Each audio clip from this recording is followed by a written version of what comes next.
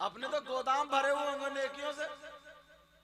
अगर आधा घंटा मिल जाए तो मस्जिद में नहीं जाता, चौराहों पे बैठ जाता है, गप्पे मारता, गीबत करता, चुगली करता, बुराई करता, लड़ाई झगड़े की बातें करता, सियासत की बातें करता, इमामों की बुराइयां करता, आलिमों को नापता, कौन ज्यादा पढ़ा लिखा कौन कम पढ़ा लिखा है, ये सारी बातें चौराहों पर खुराफात की बातें करने बैठ जाता है। और अगर ये भी नहीं है तो सोफे पे मोबाइल लेकर के बैठ जाता है, उस मोबाइल में अपना टाइम काट रहा, कोई अच्छी बात नहीं सुन रहा, नहीं देख रहा।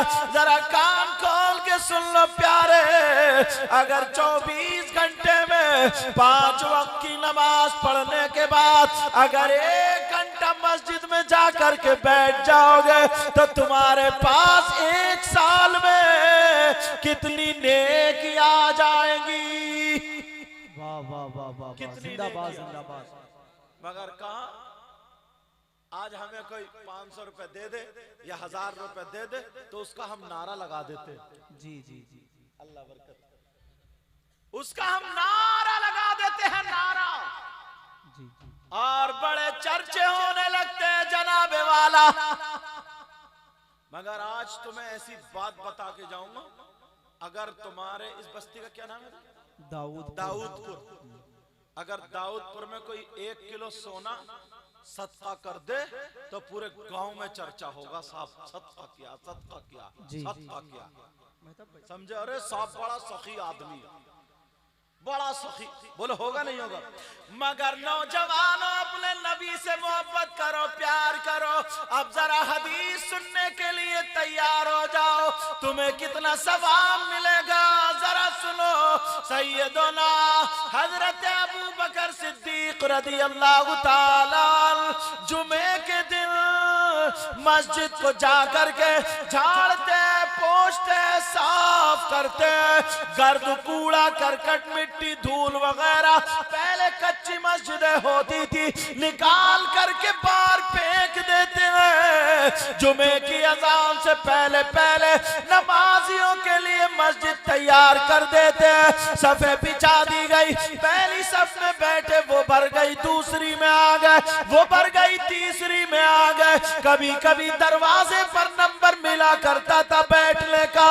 एक सहाबी ने नबी से अर्ज किया, आका आका अबू बकर सिद्दीक ये काम करते हैं, पता नहीं उनके क्या ख्याल है, उनके जहन में क्या बात चल रही है।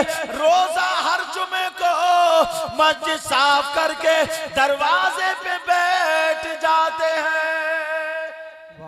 अब मेरे नबी का फरमान सुनो, पूरी दुनिया के मुसलमानों के लिए नबी ये पैगाम देते हैं, मुबारकबाद देना इस वाहिदी कमेटी के बच्चों को। इन्होंने अपने बाप के लिए नहीं, दादा के लिए नहीं, औलाद के लिए नहीं, बल्कि रसूल पाक की मोहब्बत में ये जगह को सजा करके तुम तक रसूल पाक का पैगाम पहुंचाने का ये जरिया बना। जिंदाबाद जिंदाबाद, वाह वाह वाह। अब सुनो जरा, सैयदना हजरत अबू बकर सिद्दीक ने ये किया। एक सहाबी कहने लगे, आका जी अबू बकर के दिमाग में क्या चलता है? पहले आ जाते हैं साफ करते, आगे नहीं पीछे आ जाते हैं बैठने के लिए। अब मेरे नबी मुस्कुरा करके इरशाद फरमाते हैं, ऐ लोगों सुनो, पूरी दुनिया के मुसलमानों के लिए ये पैगाम, जुमे के दिन मस्जिद को जो झाड़ेगा, पोंछेगा, साफ करेगा, उसको इतना सवाब मिलेगा, इतना सवाब। अगर एक मुट्ठी कूड़ा निकाल के बाहर कर देगा, उसको इतना सवाब जितना ओहद पहाड़ की बराबर सोना सदका करने का सवाब मिलता है। बाबा नारे तकबीर, नारे रिसालत, मसलके आला हजरत। बाबा बहुत अच्छा, जिंदाबाद जिंदाबाद। हजारों किलो बल्कि क्विंटल, ओहद पहाड़ कितना बड़ा, मगर करते हो अल्लाह ने 4 पैसे दे दिए, थोड़ी सी बात बन गई, मस्जिद के सदर या सेक्रेटरी हो गए, मुतवल्ली बन गए। अब जाता है मस्जिद को तो कहता है इमाम साहब ये जाला नहीं दिख रहा क्या तुम्हें? नाली देखो कितनी गंदी हो रही है, इमाम साहब इधर झाड़ते क्यों नहीं? अरे जरा शर्म करो। अबू बकर सिद्दीक की बराबर तुम्हारा मकाम नहीं, मर्तबा नहीं। वाह वाह वाह, सैयद साहब जिंदाबाद जिंदाबाद, क्या बात है। हाँ हाँ, इतना सा मकाम नहीं उनकी बराबर। अपने हाथ से साफ कर रहे, झाड़ रहे, पोंछ रहे, और सवाब कितना दिया गया। मेरे नबी ने अबू बकर से कह दिया था, अबू बकर सिद्दीक से कहा था, अबू बकर दुनिया ही पे चल रहे थे, घूम रहे थे, तभी कहा था अबू बकर तुम जन्नती हो। वाह वाह वाह, तुम्हें किसने कह दिया? उसके बावजूद भी आलम ये नेकियां इतनी इकट्ठी कर रहे हैं। आज अल्लाह ने हमें जरा सा ओहदा दे दिया, इतराता फिर रहा, झूम रहा, कूद रहा, उछल रहा, और मस्जिद में आकर के खुराफात फैला रहा, अब इमाम पे हुकूमत चला रहा है। जानते हो आप, अल्लाह बातें ऐसी आ रही। हजरत नियत इतनी खराब है, इतनी खराब। मैं अक्सर तकरीरों में ये बात आजकल कह रहा हूं, जरा सुन लेना, जरा तवज्जो करना, अपने जहन को बदलना पड़ेगा, वरना दौर बहुत गलत आ रहा है। जी, दौर बहुत गलत आ रहा है। बताऊं क्या? आप देखो, नजरिया फैसला तुम्हें खुद करना होगा। एक चोर होता है, चोर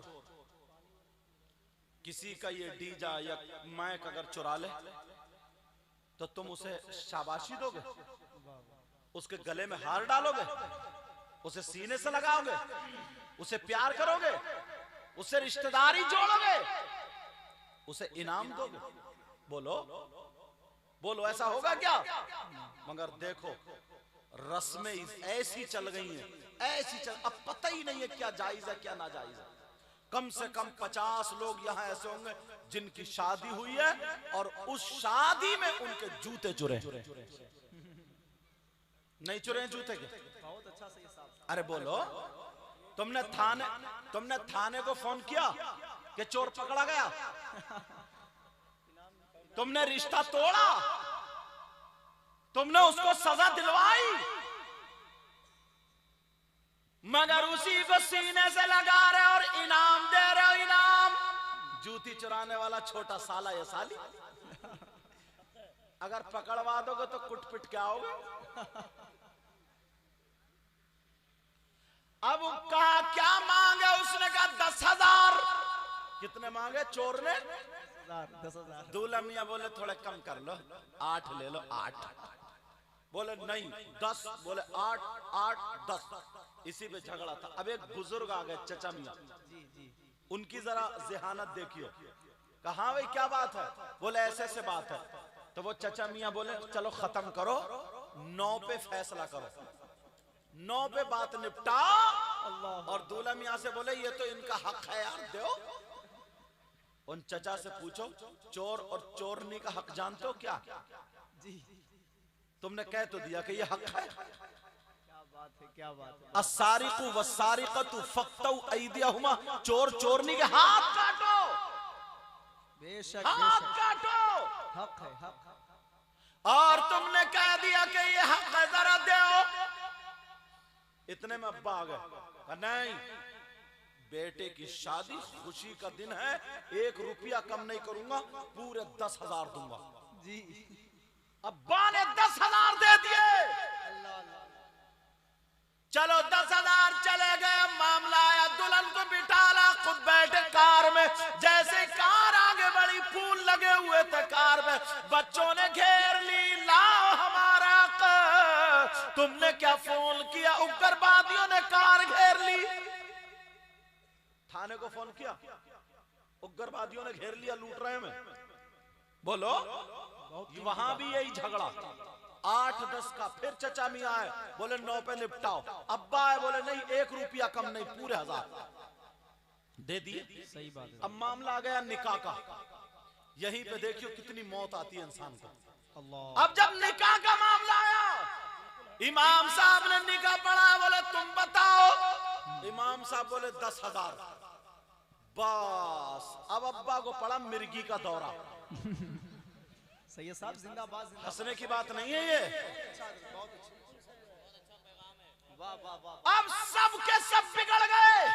अब वो बुढ़ा कहाँ गया जो कह रहा था चोरों का हक दिलवा रहा था, डकैतों का हक दिलवा रहा था। सारे के सारे बिगड़ गए। बोले इमाम साहब को निकालो, इनके दिमाग बिगड़ गए हैं, इमाम साहब का दिमाग खराब हो गया। 10,000 क्या कहीं चलते हैं जो तुम 10,000 मांग रहे हो? इमाम को निकालो। सदर कौन है, सेक्रेटरी कौन है, बुलाओ। सदर साहब को अपनी सदारत जाने का डर था, सेक्रेटरी साहब को अपना ओहदा चुनने का डर था। अल्लाह का डर किसी को नहीं है, रसूलुल्लाह की शर्म किसी को नहीं है। जैसे मुंह नहीं दिखाना है। अरे तुमने चोरों को दे दिए, तुमने डकैतों को दे दिए, आतिशबाजी 2000 की छोड़ दी, तुमने कमरा सजवा लिया, तुमने बांडों को दे दिए, तुमने हिजड़ों को दे दिए, तुमने नचकइयों को दे दिए, चोरों को दे दिए। एक आलिम दीन, हाफिज कुरान, कारी कुरान जो तुम्हारे बच्चों को पढ़ा रहा, मस्जिद में रह रहा है, तुम्हें नमाज पढ़ा रहा है, उसने 10,000 मांग लिए, तुमने उसे मस्जिद से निकलवा दिया। अरे कब तक निकलवाते रहोगे? तुम पे अल्लाह का अज़ाब नाज़िल अगर ना हो तो ये मेरे रसूल का करम है, वरना तुम्हारे करतूत ऐसे हैं, कारनामे ऐसे हैं कि तुम्हें जमीन में धंसा दिया जाए, जमीन में घुसेड़ दिया जाए। वरना याद रखो, मैं पूछना चाहता हूँ कहाँ गए लोग निकल के? कौन नहीं कहने वाला है? अगर आलिम को 10,000 दे देते तो तुम्हें सवाब मिलता। आलिम वो है, नबी फरमाते हैं अगर किसी कब्रिस्तान से खाली गुजर जाए, कुछ पढ़े नहीं, दुआ ना करे, खाली गुजर जाए, तो उस कब्रिस्तान के मुर्दों से अल्लाह ताला 40 दिन के लिए अजाब उठा ले। वाह वाह वाह, सुभान अल्लाह। नारे तकबीर, नारे रिसालत, मसलके आला हजरत, मसलके आला हजरत, हमदर्दे कौमो मिल्लत, नब्बाज़े कौमो मिल्लत, सैयद मुकीमुर रहमान साहब क़िबला। और हुजूर उसमें से भी कमेटी वाले ले लेते हैं। समझ में आ रही है बात? अच्छा एक बात सोचो यार, एक बात बताओ, जरा सुनने की बात है, मेरी बात सुनो। जी जी हजरत, बहुत अच्छा बोला। निकाह कमेटी वालों ने पढ़ाया, इमाम साहब ने पढ़ाया? इमाम साहब ने, इमाम साहब। यार जरा सोचने, मैं तुम्हें मसला बता दूं सही वाला। हाँ। मसला सुनो बेटा, मुझसे मुसाफा मत करो, ये रख दो। मसला मैं तुम्हें बता दूं, तवज्जो रखो। अगर जो निकाह के पैसे होते हैं जी, वो मसला ये है, सवाल ये है कि इमाम के हुए, मस्जिद के हुए, कमेटी के हुए, वो हुए किसके? बहुत अच्छा, बहुत कीमती। समझ गए बात? इसको बता दूं, समझा दूं? जी जी, समझना चाह रहे हो? सुनो, अगर इमाम साहब को जिस दिन तय किया था जी, वक्त के पैसे, समझ में आ रही है? जिस दिन इमाम को रखा था, अगर कमेटी ने ये तय कर लिया, अगर ये तय कर लिया कि साहब यहां निकाह के 5,000 चलते हैं, तो 2,000 इमाम साहब को दिए जाते हैं, 3,000 मस्जिद के खर्चे में होते हैं, तो ये सही है। तो फिर ऐसे ही किया जाएगा, 2,000 इमाम को दिए जाएंगे, बाकी जो है क्या, अगर वो इस पर राजी हो गया रह रहा तो। जी जी, समझ रहे? हाँ। और पहले से किसी गांव में ये आम है, चलता आया है कि जहां 5,000 निकाह के आधे मस्जिद को जाते हैं, आधे इमाम साहब को, और इमाम को इसकी खबर है। जी, समझ में आ रही? इमाम को इसकी खबर है, और वो इमाम इस पे रहा कि ठीक है मस्जिद में इमामत करूंगा, तो भी सही है, आधे मस्जिद को जाएं और आधे किसको? इमाम को जाएं। जी, और कोई खबर भी नहीं है, पहले से रिवाज भी नहीं है, ये तय भी नहीं हुआ है, तो अब सारे के सारे पैसे इमाम के। वाह वाह वाह, बहुत अच्छा। अगर मस्जिद को देते हैं, जैसे कहीं पे मस्जिद को देते हैं तो लड़की वाला है, लड़के वाला अलग से देता है कि ये मस्जिद के हैं और ये उनके, समझे, ये मदरसे के। समझ रहे बात? जैसे मिसाल के तौर पर किसी की बेटी है, बच्ची है, उन्होंने कहा सैयद साहब आप मेरी बच्ची का निकाह पढ़ा दें, ठीक है, लेकिन रजिस्टर इमाम साहब का इस्तेमाल हुआ या नहीं हुआ? जो उस मोहल्ले के इमाम साहब है, सुन्नी है, सुन्नी, उस मोहल्ले के इमाम साहब, तो मैं निकाह पढ़ाता हूँ, निकाह के जो पैसे होते हैं वो सब इमाम साहब को देता हूँ। समझ में आ रही?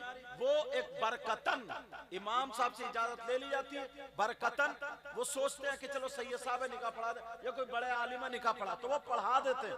और अब घर वाला अलग से मुझे तोहफे में चाहे लाख रुपए दे दे या 5 रुपए दे दे या ना दे, वो चीज अलग है। लेकिन पहले से जो चल रहे हैं लड़के वाले से 5-10 हजार जो भी, तो वो इमाम साहब को जाते हैं। मसला समझ में आ गई बात?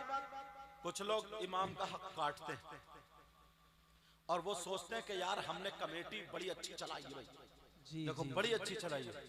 मेरे भाई अगर 1 रुपया भी खा लिया ना तुमने, 1 रुपया भी, तो इस रुपये का हिसाब तुमसे दिया नहीं जाएगा।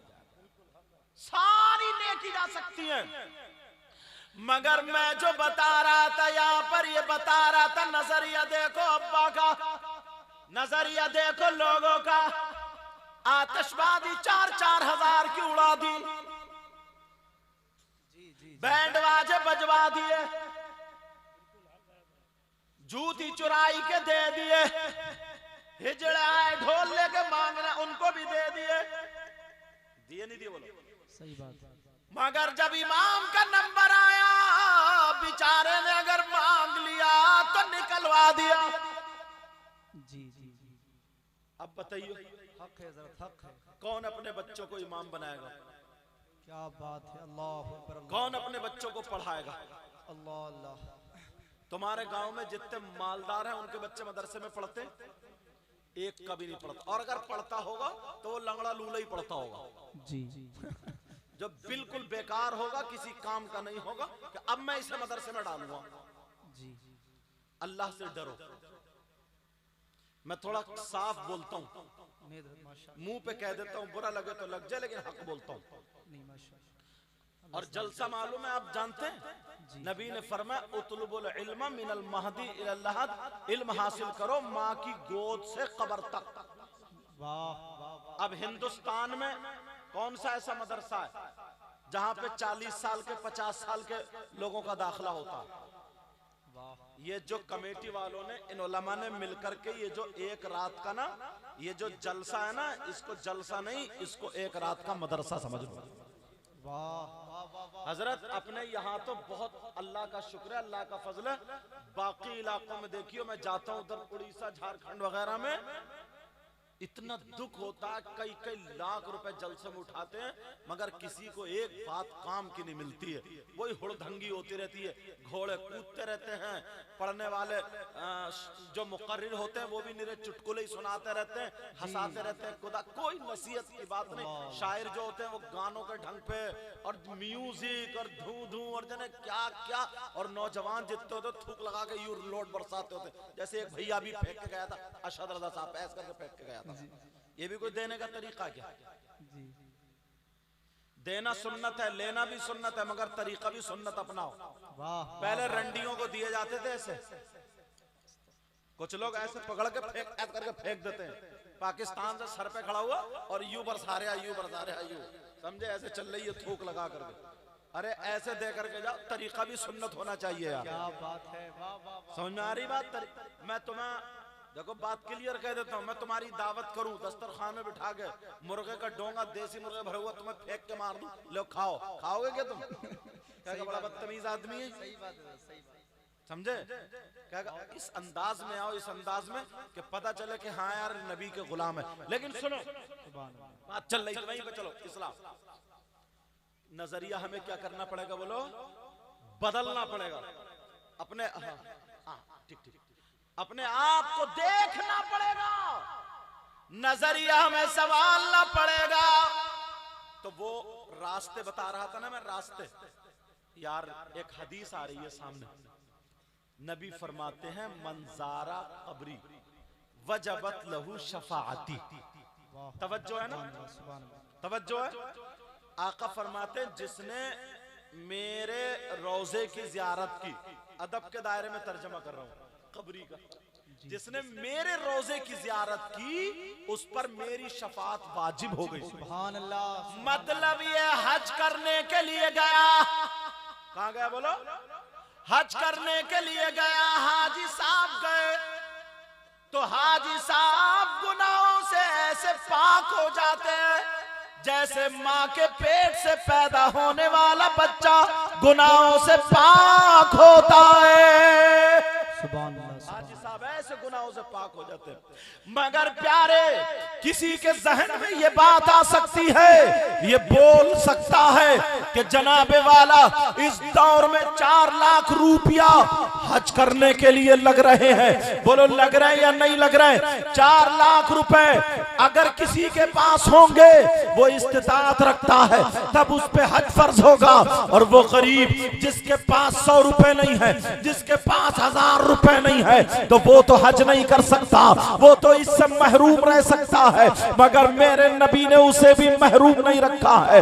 जलसों से ये बातें लेकर के जाओ, आका ने उसे भी महरूम नहीं रखा है, वो भी हज का सवाब पा सकता है। बल्कि अगर कोई हज करके आया तो कोई पता नहीं है इसका हज कबूल हुआ या नहीं हुआ, मगर मेरे नबी ने उस हज की जो मैं बताने जा रहा हूँ मोहर लगा दी है मकबूलियत की कि इसका हज मकबूल है। अब जरा सुनो, वो गरीब जिसके पास मकान नहीं है, वो गरीब जिसके पास दौलत नहीं है, वो गरीब जिसके पास रुपया पैसा नहीं है, वो गरीब जिसके पास कोई सरवत नहीं है, वो हज का सवाब कैसे पा सकता है?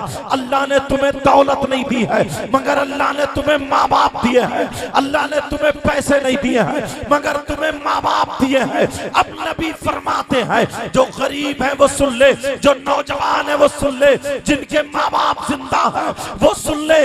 नबी फरमाते हैं अगर जिसके माँ बाप जिंदा है वो रात को माँ बाप की खिदमत करे, खिदमत करने के बाद सुबह को जब उठे तो मुस्कुरा करके माँ बाप के चेहरे को देख ले, मुस्कुरा करके माँ बाप के चेहरे पे नजर मार ले। कोई मौलाना नहीं कहते हैं, ये नबी फरमाते हैं अगर कोई बेटा या बेटी, कोई औलाद अपने माँ बाप को मोहब्बत की नजर से एक मर्तबा देखेगी तो नबी फरमाते हैं इस देखने में हज मकबूल का सवाब मिला करता है। तुम चाहो तो रोजाना एक हज का सवाब पा सकते हो। अगर एक साल तुम ये अमल करो, 360 दिन हुआ करते हैं, 360 हज का तुम्हें सवाब मिल सकता है। मगर तुम क्या करते हो? माँ को तुम सता रहे हो, बाप को सता रहे हो, मुझे नोट दे रहे हो।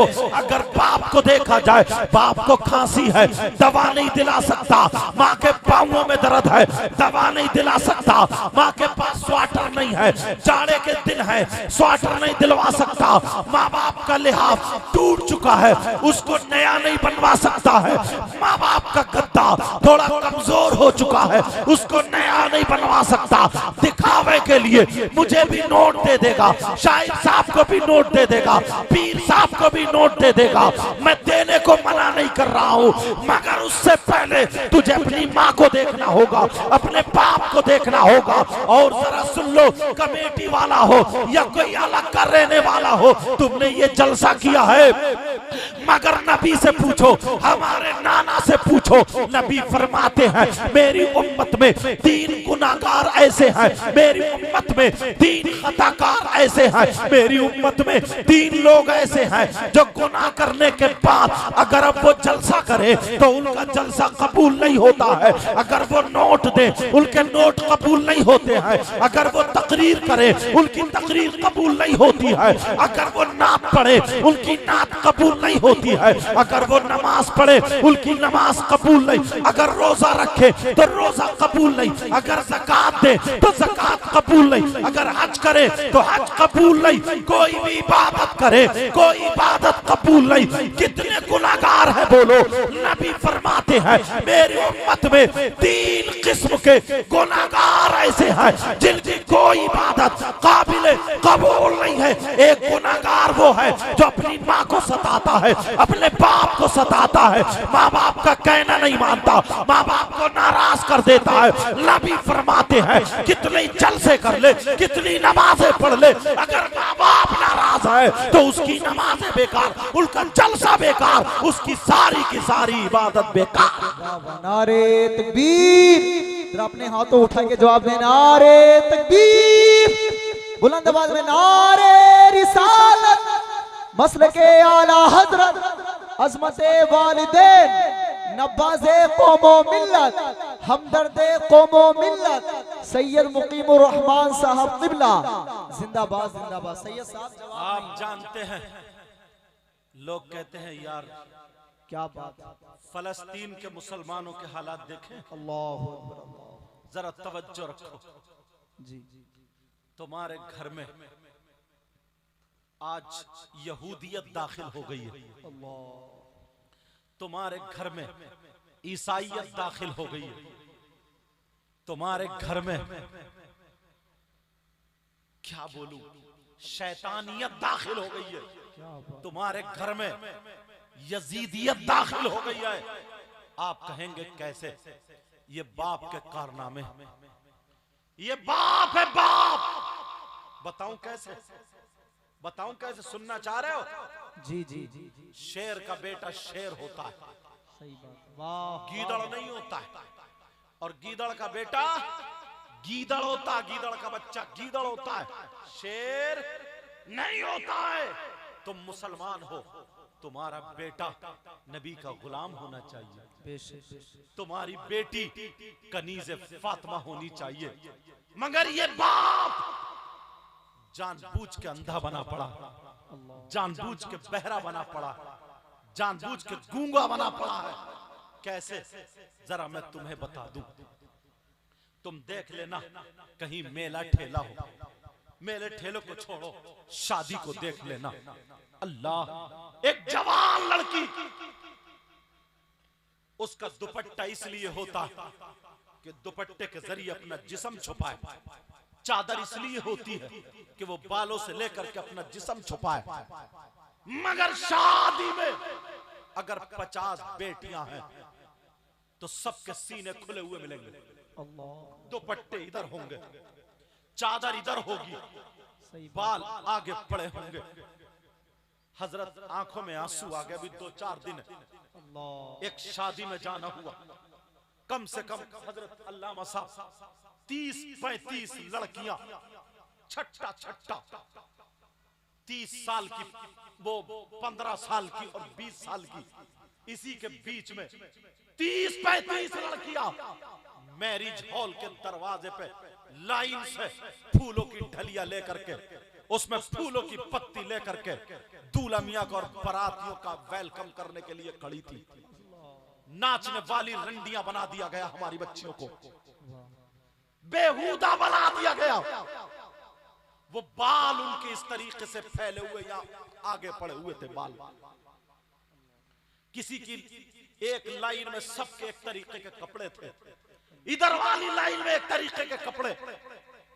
मैं इस बाप से, वो किसी की बेटी तो होगी, शादियों में 50 बेटियां, ये अब्बा कहां गया है, इसकी गैरत मर चुकी है, समाज में सर उठाने के लायक नहीं है, कब्र में नबी को मुंह क्या दिखाएगा? बोल। बड़ी बड़ी बातें करने वालों, अपने गिरबान में झांक के देखो, हमारी बेटी शादी में दुपट्टा कहां रखे, अपना दुपट्टा नहीं संभालती, मोबाइल को साफ कर करके संभालती है, कहां सेल्फी लेना है, कहां फोटो लेना है। मैं पूछना चाहता हूं, 30-35 लड़कियां पत्तियां मार रही है, welcome welcome, please come here, इस तरीके की बातें चल रही। वो किसकी बेटियां थी? ईसाईयत घुस गई है, यहूदियत घुस गई है। सैयदा फातिमा का कल्चर खत्म, सैयदा ज़ैनब का माहौल हटा दिया, हजरत आयशा का तौर तरीका दूर कर दिया, मुसलमानों की बच्चियों से यहूदियों का चालो चलना गया, बिल्कुल छट्टा छट्टा जवान लड़कियां दुपट्टे ऐसे पड़े थे, ऐसे यहां का सीना दिख रहा था, ऐसे करके डाले हुए इस अंदाज में, बात फूलों की डलिया फूल, किसी की टांग आगे को किसी की पीछे को। अरे जरा शर्म आनी चाहिए, गैरत आनी चाहिए। बोलो शादियों में ये नहीं है? बोलो मैं गलत बोल रहा हूं क्या? ये मैं अपनी आंखों से देख करके आया हूं। किसी और की बेटी होती तो नहीं कहता। ये हमारी तुम्हारी बेटियां हैं, हम तुम इनके माँ बाप हैं। शादियों में तुमने बेटियों का पहनावा देखा होगा, उनके बाल देखे होंगे। ये मामू कहाँ गया है, ये चचा कहाँ गया है, ये ताऊ कहाँ गया है, ये खालू कहाँ गया है, ये बाप कहाँ गया है, ये माँ कहाँ गई है? क्या सबके सब मर गए हैं? क्या इन लड़कियों का कोई पुरसाने हाल नहीं है? ये बाप क्यों नहीं टोकता? क्या कोई आलिम दुपट्टा उड़ाएगा? क्या कोई मुफ्ती दुपट्टा उड़ाएगा? क्या कोई इमाम दुपट्टा उड़ाएगा? क्या कोई पीर दुपट्टा उड़ाएगा? ये बाप की जिम्मेदारी है, बाप की। मगर इस बाप ने इतने गुल खिलाए हैं, तू बाप कहलाने के हकदार नहीं है। अरे तू तो दुश्मन, अगर तुझे कहा जाए, तुझे दुश्मन कहा जाए तब भी छोटा लफ्ज है। कोई बड़ा लफ्ज होता तो वो बोलता। मैं तुझसे पूछना चाहता हूँ, तूने अपनी जवान बेटी के हाथ में जो मोबाइल दिया है, अरे बोल मोबाइल काय के लिए दिया है? तू बाप है क्या? बाप किससे बात करने के लिए दिया है? किससे चैटिंग करने के लिए दिया है? किससे बात करने के लिए दिया है? क्या व्हाट्सएप चलाने के लिए दिया है? फेसबुक चलाने के लिए दिया है? ट्विटर चलाने के लिए दिया है? बोल यूट्यूब चलाने के लिए दिया है? बेटी का तूने इंतजाम क्या किया है? अरे बेटी का क्या इंतजाम क्या है ताकि गैर लड़कों से बातें करे? अरे मोबाइल की जरूरत क्या है? किसी की बेटी के ट्रक चल रहे हैं, बसें चल रही है, फैक्ट्री चल रही है, कारखाना चल रहा है, हवाई जहाज चल रहे हैं, क्या चल रहा है मुझे बताओ। बेटियों को जो मोबाइल दिया है, किसी की बेटी भूखी मर जाएगी। नहीं नहीं नहीं नहीं, मैं तुझसे पूछना चाहता हूँ, तू बाप कैसा है? तुझे बाप कहते हुए शर्म आती है? तू बाप है कि दुश्मन है? तूने अपनी बेटी की हिफाजत करनी थी, तुझे अपनी बेटी को सुधारना था, तुझे अपनी बेटी के चालो चलन को देखना था, तुझे अपनी बेटी के पास से वो चीजें हटानी थी जो उसकी जिंदगी में आग लगा दे, और तूने वही चीज उसकी जिंदगी में शामिल कर दी है। इस बाप से पूछो, तूने अपनी बेटी को मोबाइल क्यों दिया है? अरे तूने देखा है जो लड़की दाऊदपुर से निकल के कभी बाहर ना जाए, उसे लखीमपुर खीरी ना मिले, अगर खीरी लखीमपुर में छोड़ के आ जाऊं, उसे अपना घर ना मिले, मगर उसके पास बंबई का फैशन है। वो नाचने वाली औरतें, वो फिल्में बनाने वाली औरतें उनकी तरह गला खोले पड़ी है, उनकी तरह आस्तीन है, उनकी तरह चल रही है, उनकी तरह खा रही है, उनकी तरह पी रही है, और फिर कहता है माहौल बहुत बिगड़ गया है, फिर कहता है माहौल बहुत गंदा हो गया। पहले तो तुझे मारने का है, पहले तो तुझे सुधारने का है। अरे तू बाप कहलाने के हकदार है कि नहीं है? और ये माए है माँ, मैं इससे पूछना चाहूंगा, आज तुम्हें मालूम नहीं है, हम हिंदुस्तान में घूमते हैं, अरे कितनी लड़कियों की इज्जतें नीलाम हो गई है, कितनी लड़की घर से भाग गई है, रात को कितनी लड़कियां मोबाइल पे चैटिंग और सेटिंग कर रही है। मैं तुमसे पूछना चाहता हूँ, तुम्हें क्या पता है? हमसे पूछो, कितनी मुसलमान की बच्चियां गैर मुस्लिम लड़कों से टच हो चुकी है, कितनी गैर मुस्लिम लड़कियां मुसलमान लड़कों से टच हो चुकी है। मैं तुमसे पूछना चाहता हूँ, अरे तुम्हारी तो मुसलमान की बेटी थी, अगर ये खाती तो इसे खाने का ढंग सैयदा फातिमा का होता, इसके पीने का ढंग फातिमा का होता, इसके चलने का ढंग फातिमा का होता, इसके पहनने ओढ़ने का ढंग फातिमा का होता, इसके सोने का ढंग फातिमा का होता, इसके जागने का ढंग फातिमा का होता। खुदा की कसम, अगर हमारी बेटी, तुम इसके हाथ में मोबाइल नहीं देते, इसके हाथ में तुम कुरान देते, इसके हाथ में तुम हदीस देते, इसके हाथ में तुम दीनी किताब देते, इसके हाथ में इस्लामी किताब देते, इसकी कुट्टी में ये इस माँ से पूछना चाहता हूँ, आज सीने पे खड़े होकर के तुम्हारी बेटी जो आधा आधा घंटा बात कर रही है, इस माँ को पता नहीं है किससे कर रही है? क्या ये माँ पागल है? 1 घंटे से मोबाइल पे चैटिंग कर रही है, इस माँ को पता नहीं है? ये माँ क्या पागल है? सब कुछ इस माँ बाप को पता है। माँ बाप जरा तुम हदीस सुनाओ, हदीस अभी सुनाऊंगा, पहले ये सुनाओ, अगर तुम्हारी बेटी के हाथ में कुरान होता, तुम्हारी बेटी के हाथ में हदीस होती, तुम्हारी बेटी के हाथ में दीनी किताब होती, इस्लामी किताब होती, इस्लामी किताब होती, अगर तुमने अपनी बेटी को सैयदा फातिमा की जिंदगी पढ़ाई होती, हजरत आयशा की जिंदगी पढ़ाते, हजरत मैमूना की जिंदगी पढ़ाते, तो यही बेटी अगर घर में होती तो बाप के लिए रहमत बन जाती, और अगर शौहर के घर में होती तो शौहर के लिए नेमत बन जाती, और जब माँ बनती तो इसके कदमों के नीचे जन्नत बन जाती। मगर आज कौन है ये माँ बाप, सुन ले, जिनकी बेटियां आवारा घूम रही है। इन कमेटी वाले, वाहिदी कमेटी वाले नौजवानों को तुम दुआएं देना। आज इन्होंने ये जलसा किया है और हम तक ये पैगाम पहुंचा है। मुझसे हंसी मजाक ठट्टे की उम्मीद ज्यादा मत रखना, क्योंकि इसलिए बड़ी तकलीफ से जलसा होता है। ये जानते हजरत लोग जानते हैं कैसे तकलीफ होती है। इनसे जरा पूछो। अल्लाह अल्लाह, मैं ये कहना चाहूंगा, जरा तवज्जो रखो, जरा तवज्जो रखो। हदीस सुनो। जिसकी बेटियां बेपर्दा घूम रही है, जिसकी बेटियां आवारा घूम रही है, जिसकी बेटियां गैर लड़कों से मोबाइल पे बातें कर रही है, जिसकी बेटियों का सर नहीं ढक रहा है, जिनकी बेटियां बेपर्दा है, जिनकी बेटियां फैशनीले कपड़े पहने हैं, जिनकी बेटियां चैटिंग कर रही है, जिनकी बेटियां शादियों में दुपट्टे अलग हटा के ओढ़ रही है, जिनकी बेटियां वो माँ बाप सुन ले दूसरे लड़कों से बातें कर रही है। अब जरा हदीस सुने, किसी मौलाना की बात नहीं है, ये नबी की बात है। क़ाला क़ाला रसूलुल्लाह सल्लल्लाहु तआला अलैहि वसल्लम सलासा ला यदखुलूनल जन्ना अल-अक़्क़ु लिवालिदै वद्दयूस वरजुलतुन निसा।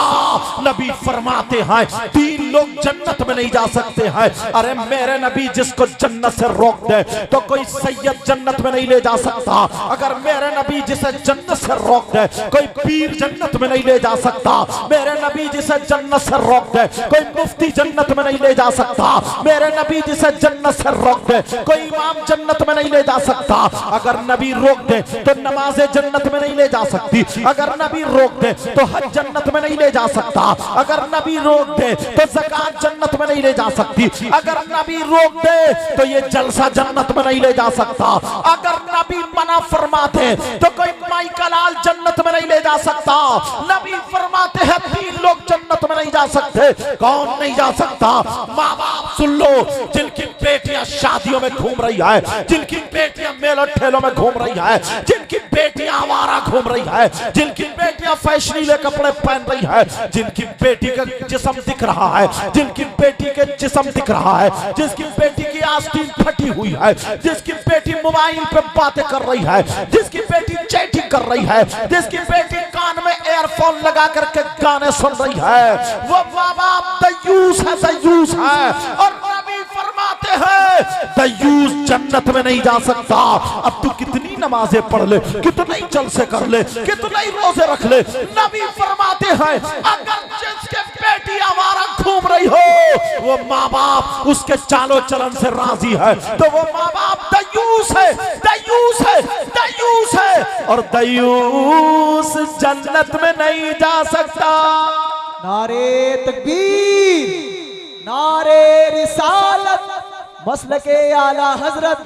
देखिए ये सैयद साहब का दर्द है कौम के लिए जो आपके सामने शेयर कर रहे हैं। जरा सारे लोग बुलंद आवाज में, जितनी आवाज है जरा बेदार हो जाए। नारे तकबीर और बुलंद आवाज में नारे रिसालत।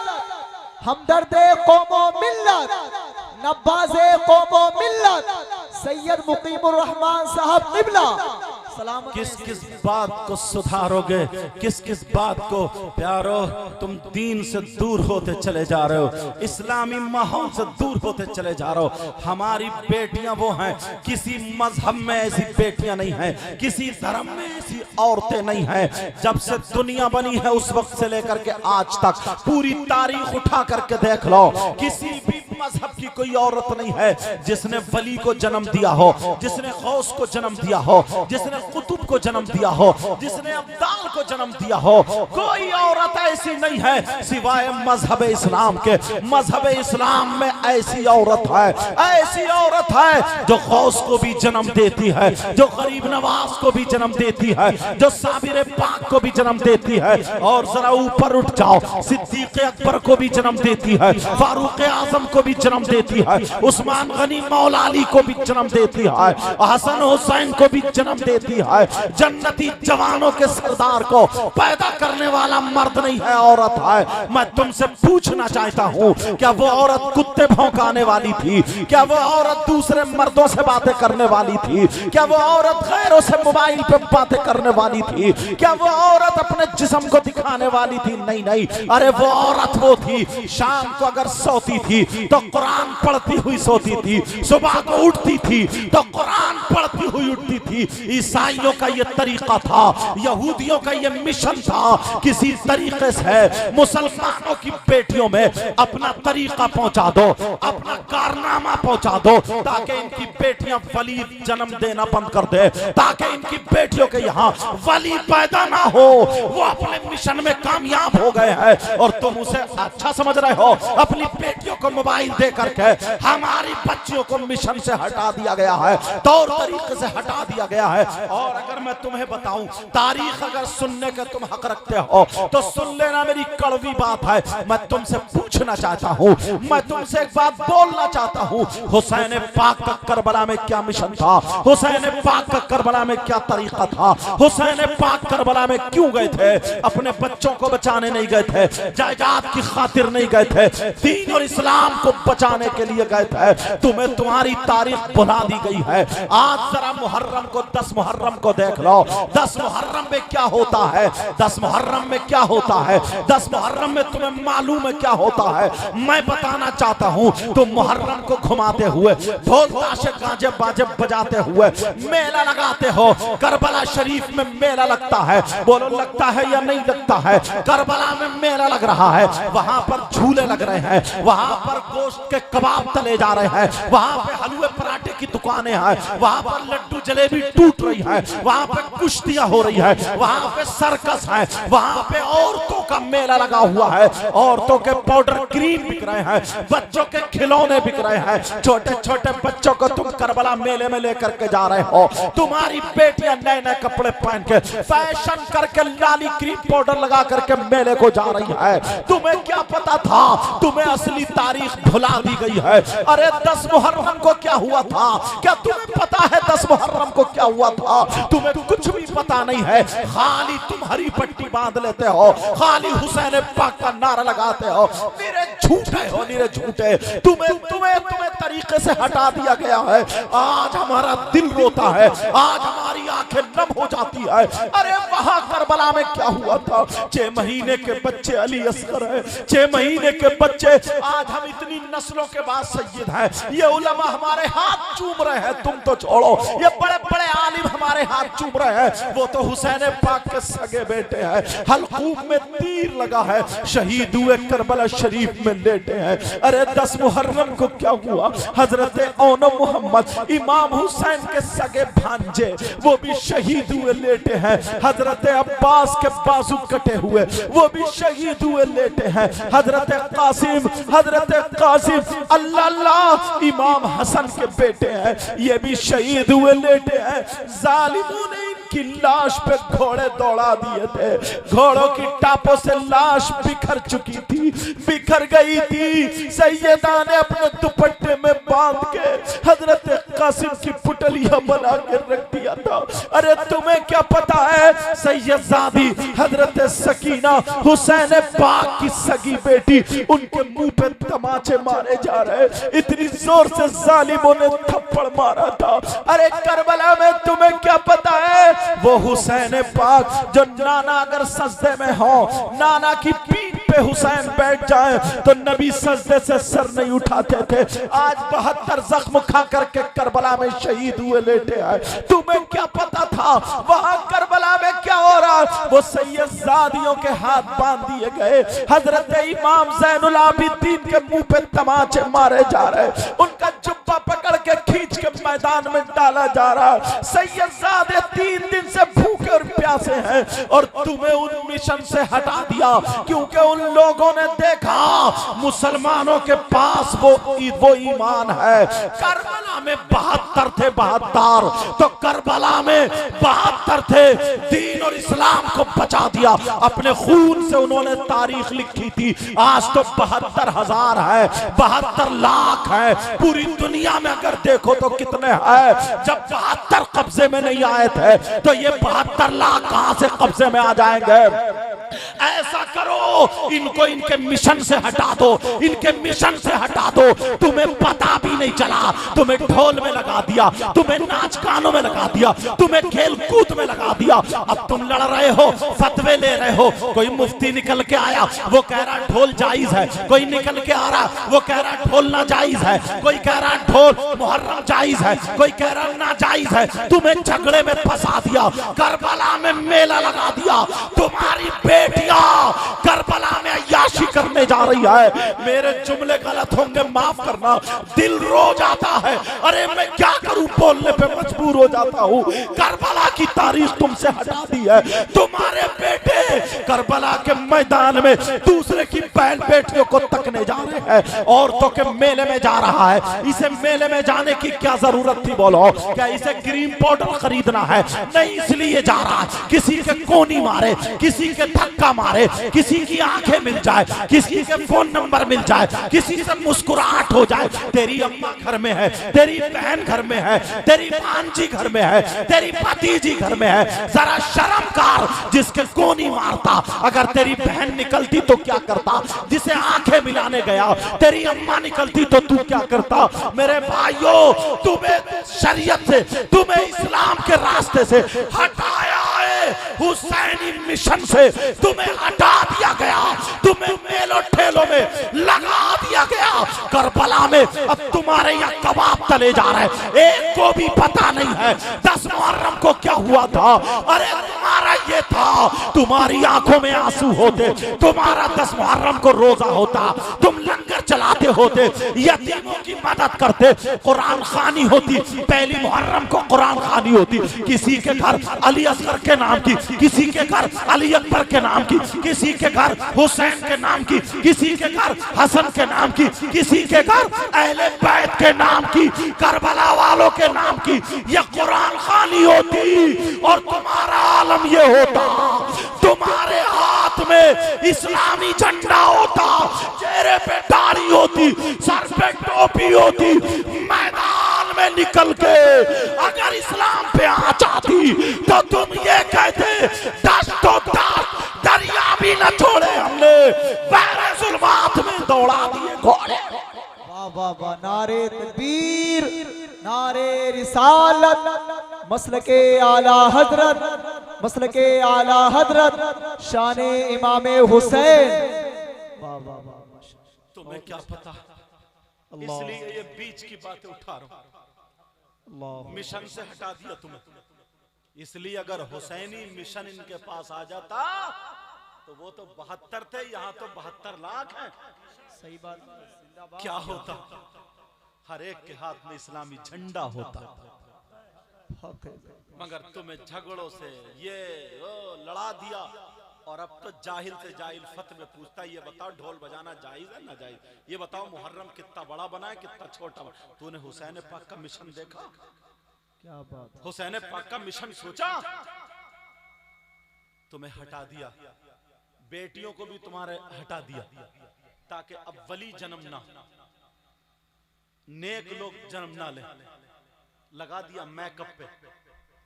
अब तो कोई लड़का ऐसा नहीं है, कोई लड़की ऐसी नहीं है कि मोबाइल पे एक दूसरे की सेटिंग ना हो।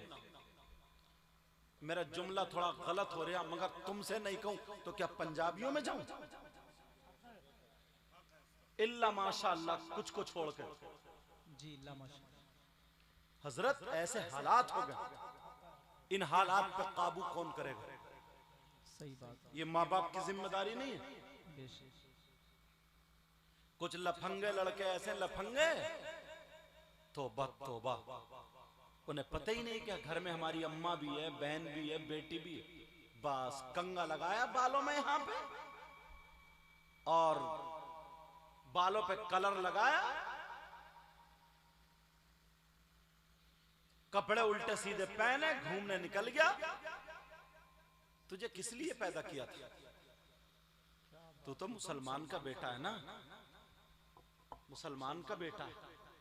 मुसलमान वो है जो अपने तो अपने, किसी गैर को भी तकलीफ नहीं देता है। सही बात है। अपनी बहन बेटी की इज्जत नीलाम करना तो अलग, किसी गैर मुस्लिम की लड़की की बेइज्जती करना, उसकी इज्जत से खिलवाड़ करना इस्लाम हरगिज इजाजत नहीं देता। इस्लाम इजाजत नहीं देता। इस्लाम कितना पाकीज़ा मजहब है यार। सुभान अल्लाह, सुभान अल्लाह। जो किसी गैर की बेटी के साथ गलत नजर डालने पर इस्लाम हरगिज इजाजत ना दे, तो तुम्हें अपने भाई की बेटी पे इजाजत कहां से दे देगा? क्या बात है। जरा सोचो, मेरी इन बातों पर गौर करो। अब चलो थोड़ा सा और आगे बढ़ जाओ। जी हजरत। ये तो हो गया बेटा बेटी, जी ये घर का माहौल। उर्स होते हैं ना, उर्स, जी। अल्लाह माफ फरमाए, कमेटी